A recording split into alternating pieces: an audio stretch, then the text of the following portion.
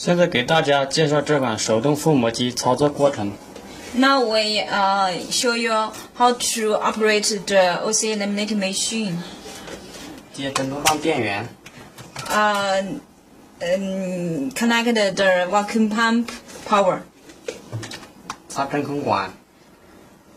Connect the vacuum pipe. 把液晶放在下膜对准。Put the LCD on the model. 把 OCA 放上去对准。Laminate the OCA.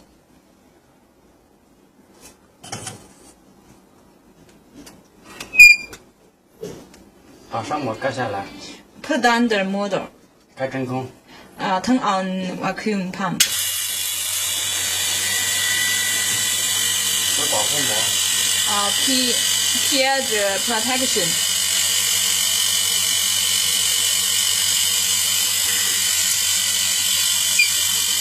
按下来。